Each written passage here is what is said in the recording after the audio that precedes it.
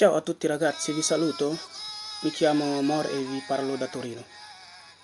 Allora, oggi cercheremo a parlare un po' italiano,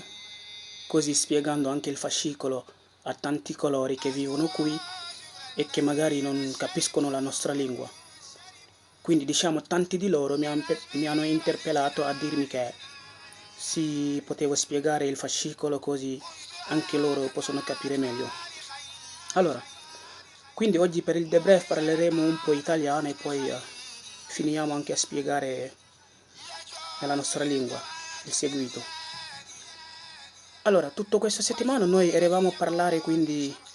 del fascicolo, la legge senatoria, che la ministra dell'agricoltura, Teresa Bellanova, ha fatto la proposta. Ok, quindi tutta questa settimana c'era anche dei riunioni riguardo anche i parlamentari, il governo, per diciamo trovare un accordo. Anche ieri c'è stata anche quella riunione tra la ministra del lavoro, quella dell'agricoltura, Teresa Bellanova, e anche Luciana Lamborghese che gestisce l'interno. Però purtroppo non siamo arrivati a un accordo. Oggi anche c'è stata un'altra riunione, riguarda sempre Teresa Bellanova, che è la ministra dell'agricoltura, quella dell'interno che si chiama Luciana Lamborghese, del lavoro che si chiama Nunzia Catalfo e il ministro del sud che si chiama Peppe Provenzano. Allora, oggi per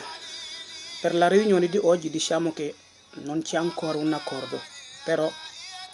diciamo che probabilmente si va verso un accordo. Perché? Allora, la ministra Teresa Bellanova cioè, ha fatto una proposta di dare un permesso di 6 mesi ai braccianti, diciamo ai clandestini, anche quelli di colf e badanti, diciamo stagionale e rinnovabile per 6 mesi. Questa era la sua proposta. Poi c'è la ministra del lavoro Nunzia Catalfo che dice di no, quindi ha fatto anche lei una proposta dicendo che possiamo dare un permesso di 3 mesi, diciamo 3 mesi stagionale, a tutti coloro che avevano come tipo di documento permesso di soggiorno stagionale, quindi gli daranno 3 mesi anche quelli di colf e badante che hanno finito il permesso, diciamo che hanno il permesso scaduto. Quindi la proposta è questa, quindi di dare la proposta, diciamo, di Nunzia Catalfo, la ministra del lavoro e delle politiche sociali. Quindi ha detto di dare, ha fatto la sua proposta anche lei di dare un permesso di 3 mesi a tutti coloro che hanno il permesso scaduto, diciamo, per 3 mesi. Queste sono quindi le due proposte, quella di Teresa Bellanova di dare un permesso di 6 mesi e quella anche della ministra del lavoro che spunta sul permesso di 3 mesi per tutti coloro che hanno finito, diciamo che hanno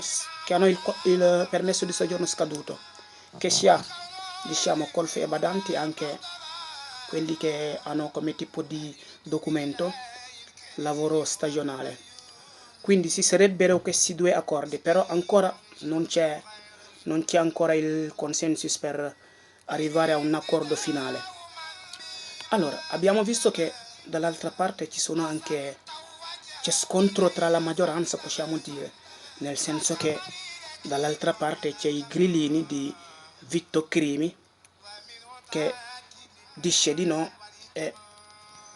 farà di tutto quindi per bloccare la proposta della ministra dell'agricoltura. C'è anche il PD, abbiamo sentito oggi Zingaretti che interpella il governo di Conte dicendo che se non si dà delle risposte si va verso al voto.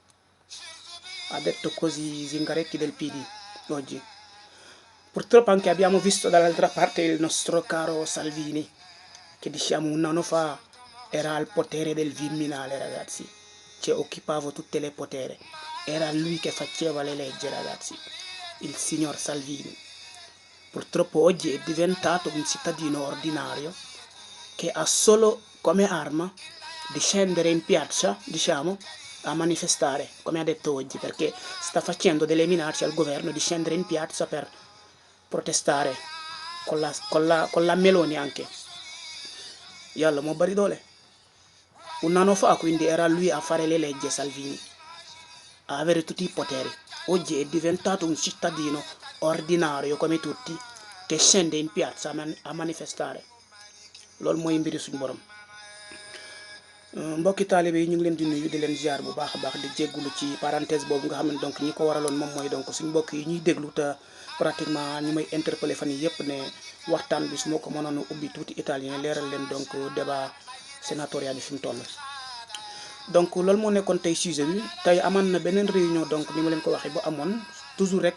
parce que ministre bi yor wàllu mbay mi moo ngi teg toujours ba tey dossier bi ci taabal ji te bëggut lu dul ñu ne ko waaw te ci la nekk. d'ailleurs démb sax annoncé na woon ne day démissionné tey nag amaan na beneen réunion bu mag entre moom mi yor wàllu mbay mi ak la signora Nunzia Catalfo bi yor wàllu liggéey del lavoro ak aussi ku ñuy wooyee Peppe Provenzano moom lañ dénk il ministro del sud et de la coesione ak aussi Luciana Lamborghese di remplacer suñu xarit Salvini. donc mën nañ ne réunion boobu ba tey ñaari accord feeñ nañ fa ñaari buntu feeñ nañ fa però possiamo anche sperare che si va verso un accordo finale. Alors ministre bi yor wàllu liggéey bi Nunzia Catalfo moom nee na dafa proposer donc permis de séjour pour 3 mois yu ñuy jox donc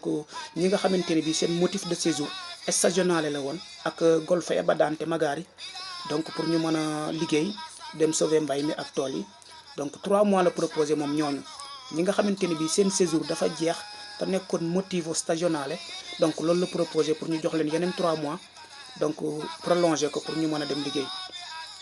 Nunzia Catalfo donc Teresa Bellanova moom nangu wut a dégg loolu donc lii génn ci réunion bi tey loolu la moom moo ngi campé ba tey ci ay position ci permis de séjour 6 mois renouvelable pour beneen 6 mois pour ñu mën a dem liggéey ci stagionale bi. donc pour l'instant foofu le dossier bi toll ñoo ngi ciy waxtaan te am na donc ay indiscrétion yu leer ne dinañ trouver accord de toute façon accord dina am soit ñu jox gars yi kayitu 6 mois yi ñu dem liggéey régulariser leen soit ñu jox gars yi kayitu 3 mois stagionale yi ak golfe e badante yi jeexal seen séjour ñoom it ñu mën a donc relancer le travail pour l'instant daal foofu le dossier bi toll. gis nañ tey nag ku mel ni Zingaretti bi nekk PD génn na moom it interpeller le gouvernement de Conte xamal ko ne donc bu fekkee le gouvernement donc n'est pas capable de trouver une solution donc ñu jàll ci vote yi. Italie moom tàmm nañ seen genre wax yooyu donc pratiquement ci opposition ak kuy gouverner parce que moom dafa jàpp ne réponse concrète yi jamono ji mi ngi ci loxo gouvernement bi parce que question bi émergence la dafa nekk lu gaaw ñoom ñoo war a génn donc wax ak askan wi. gis nañ ba tey aussi alors le chef politique du mouvement 5 étoiles Vitto Crimi moom aussi ba tey moo ngi campé ci ay position ma leen di fàttali nag donc ay position loo xamante c'est pas unanime donc déggoowu ci ak ñëpp ñu bokkal parti donc foofu le dossier bi toll. Salvini gis nañ ko moom it tey donc benn arme unique arme bi mu am tey mooy wàcc ci mbedd bi comme ñëpp koo xamante ne bi pratiquement at ci ginnaaw yow yaa yoroon pouvoir yëpp yaa doon def di dindi di diriger donc téye dëkk bi ci sa loxo jàpp ne yaa moom nit ñi tey kooku nit tey moom moo am comme seule arme ci décision yi ñuy jël ci grande instance yi wàcc ci mbedd mi comme ñëpp jaxasoo gaay yi di manifester donc loolu aussi mbiri li yàlla ndax yàlla dafa bari doole nu nekk lay ñëwee. loolu moo nekkoon tey lu bees ci dossier bi réunion boobu loolu moo fa génne tey ci ñeent ñooñu nga xamante ne bi ñoo seq portefeuille ministériel ñuy xamal ne aussi am na beneen aide de taille de soutien moom bu ñëwaat dooleeku ci mbir mi donc kii ñuy wax donc Pasquale Tridigo ñëpp xam nañ ko moom moo jiite INPS donc moom nee na il est d'accord à ce que ñu régulariser gars yi jox leen ay kayit ngir ñu mën a contribuer wu ci seen fascicolo prévidenziale donc di fay ay contributi donc am liggéey bu assuré donc bokk ci système bi moom nee na poste bi mu occupé tey vraiment ce serait malhonnête mu toog ci fauteuil am bañ a génn tey wax ci sujet bi nga xam ne ñëpp la interpellé moo tax moom moo jiite INPS te ko xam INPS xam ne INPS bànqaas bu am doole la fii ci wàllu liggéey fii Italie ñoom ñooy assuré donc contributi versement donc pension yi lépp ñoo koy yor mënuñoo ñàkk donc ci liggéey bi moom nee na tey jii ce serait malhonnête mu toog bañ a génn wax xalaatam te xalaatam moom mooy moom mi jiite IMS ñu régulariser gars yi may leen ay kayit ñu mën a participer ci seen situation prévidentielle ngir mën a nekk ay nit ñu règle mën a contribuer donc ci économie dëkk bi. loolu la wax tey ku ñuy wax Pasquale Tridigo bi jiite IMS. foofu aussi dafa jël exemple ci modèle u Allemagne donc crise Syrie bi syrien bi mu fa amee donc te mu soxla woon donc ay liggéeykat mën a d'opéra te mu ñàkk fa amuñu fa woon dafa mujj donc lancer la loi Sanatoria donc Allemagne maanaam Allemagne donc et que ci la donc Theresa Merkel ñu lancé woon loi boobu régulariser ñu bëree bëri surtout ñu doon laaj foofu asile ak ñi fa nekkoon clandestin yi donc régulariser leen jox leen ay kayit pour donc ñu mën a valable dem liggéey. dossier bi daal mbokk yi foofu la tolloon tey ñu ci am yaakaar bu baax a baax di xam ne nag ñaari accord moo am nañ ci xool ban lañ ciy valutare pour nangu ko bu njëkk bi mooy l'accordo di Terezza Bellanova